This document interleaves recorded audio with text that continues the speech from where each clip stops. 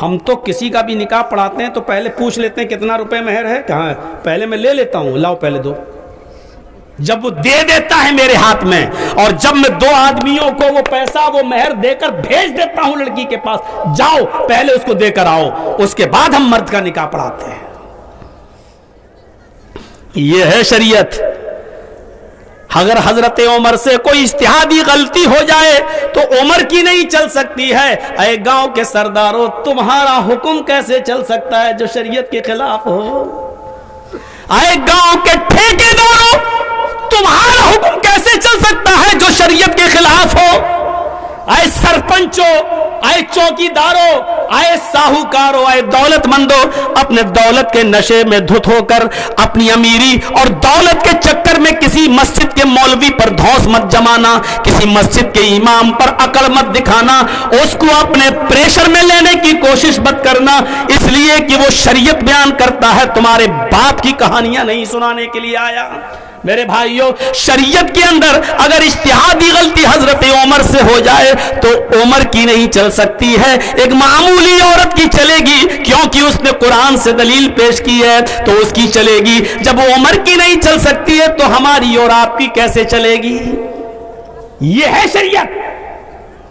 इस शरीयत के कानून को फॉलो किया जाएगा, वो है शरीयत। असली इस्लाम यह है, यह है असली इस्लाम।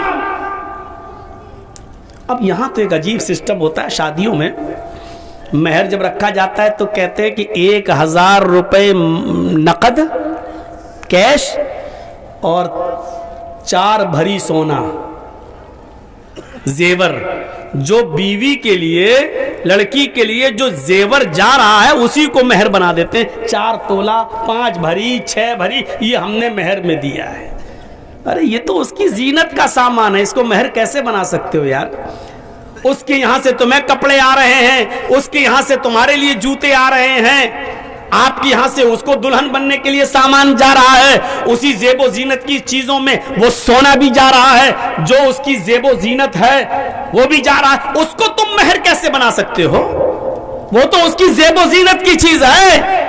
मेहर तो वो है जो आप नकद उसी तौर पर देना चाहते हैं उस वक्त दीजिए, आप कैश में दें आप, या कोई चीज, मसलन 2 मकान है, एक मकान में अपनी बीवी को मेहर में दे रहा हूं, दीजिए, कौन मना करता आपको? या 20,000 रुपया मैं अपनी बीवी का मेहर मुतय्यन कर रहा हूं, लेकिन जो भी आप मेहर देंगे वो कैश नकद होना चाहिए, बीवी को हाथ लगाने से पहले होना चाहिए।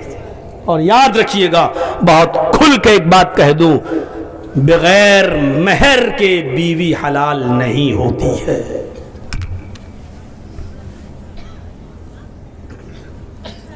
और इससे भी खुलकर कह दूं कि जो आज तक अपनी बीवी को मेहर नहीं दिए हैं और बीवी ने माफ भी नहीं किया है और आज तक उन्होंने अपनी बीवी को न पूछा न दिया, ऐसे लोग अपनी बीवी से हलाल तरीके से नहीं मिल रहे हैं, वो गलत काम कर रहे हैं, बल्कि साफ लफ्जों में कह दूं कि यह जिनाकारी हो रही है। मेरी शादी को तो 20 साल हो गए मौलाना, हमने तो नहीं दिया था। अब जरजीत साहब की तकरीर सुन के बेचारा आज रात में मेहर देगा। लो भाई, हमने नहीं दिया, लेकिन बहुत बड़ा गुनाह, ले लो। लेकिन आज जब मेहर दोगे तो कितना मेहर दोगे पता है? अगर आपका 20 साल पहले निकाह हुआ था और 20 साल पहले 2000 रुपया मेहर था आपका, तो आज 20 साल के बाद आज की रात में अपनी बीवी को 2000 दे के छुटकारा नहीं पाओगे, बल्कि आपको आज टोटल जोड़ना पड़ेगा कि 2000 रुपए में 20 साल पहले गोल्ड कितना आता था, सोना कितना आता था। ये 2000 रुपए में पहले 20 साल पहले कितना सोना आता था। आज आप अगर मेरी तकरीर सुनकर अपनी बीवी को मेहर देंगे तो उतना सोना मेहर देना पड़ेगा जितना 2000 रुपए में पहले आता था।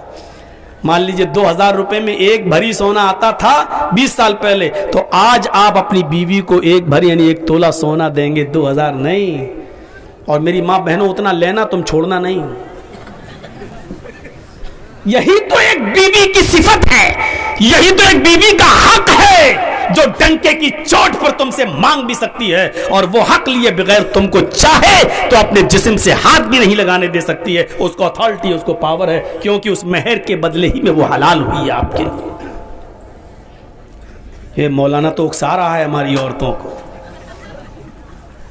ये तो भर देगा। शरीयत है, क्या करूं, मौलवी जर्जिस की भी नहीं चल सकती है। हमसे तो खुद ही ले लिया था।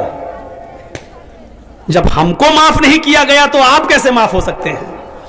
जब मौलवी नहीं बचेंगे तो आप बचेंगे? माफ कराया नहीं जाता है। एक बात और सुन लीजिए, माफ कराया नहीं जाता है नहीं, माफ कर दो। पहली शादी हुई, पहली रात में मेरे माफ कर दो, तो उधर क्यों रखवा लिया था मेहर? अरे जब निकाह पढ़ा रहा था मौलवी, तब क्यों कहा कि हाँ रख दो 5,000 10,000? जब तेरे पास था नहीं, नंगे फकीर फटीचर, जब तेरे पास देने को था नहीं तो रख क्यों लिया? नहीं, वहां तो सबके सामने बेइज्जती हो जाती। हाँ ठीक है, हम तो किसी का भी निकाह पढ़ाते हैं तो पहले पूछ लेते हैं कितना रुपए मेहर है, कहाँ, पहले मैं ले लेता हूं, लाओ पहले दो। जब वो दे देता है मेरे हाथ में, और जब मैं 2 आदमियों को वो पैसा, वो मेहर देकर भेज देता हूं लड़की के पास, जाओ पहले उसको देकर आओ, उसके बाद हम मर्द का निकाह पढ़ाते हैं,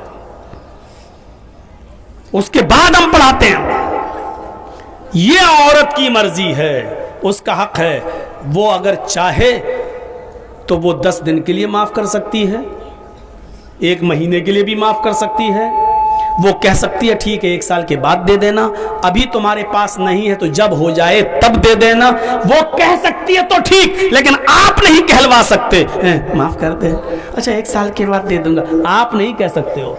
आप अगर कह रहे हैं तो गलत है, आप अगर कह रहे हैं तो गलत। वो अपनी मर्जी से कह दे कि देखो तुम्हारे हालात अभी अच्छे नहीं हैं, शादी में भी तुमने इतना रुपया खर्च कर दिया है, चलो कोई बात नहीं, 5-6 महीने में मेहनत कर लो, कमा लो, हमें 6 महीने के बाद मेहर दे देना, ठीक है। तब आपको रुख्सत मिल गई है, तब आप अपनी बीवी के साथ उठ सकते, बैठ सकते, लेट सकते, सो सकते, खा सकते, पी सकते, ठीक है, जायज है। लेकिन बीवी अपनी मर्जी से इजाजत दे, या फिर वो यही कह दे कि ठीक है हमने अपना हक माफ कर दिया, अपना मेहर माफ कर दिया, अब हम नहीं, तब याद रखना फिर वो औरत कभी मियां बीवी में नाचाकी हो गई और इख्तिलाफ हो गया और तलाक की नौबत आ गई, तो उस मौके पर वो औरत फिर अपना हक मांग नहीं सकती, क्योंकि वो माफ कर चुकी है।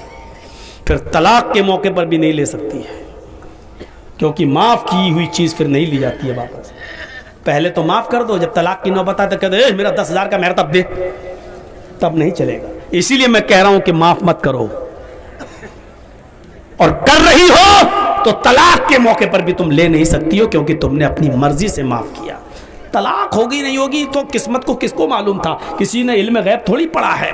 तो मेरे भाइयों ये याद रखिएगा कि मेहर औरत का हक है, और ये बगैर मेहर के औरत आपके ऊपर, बीवी आपके ऊपर हलाल नहीं होती है। अल्लाह ताला हम सबको मेहर को पहले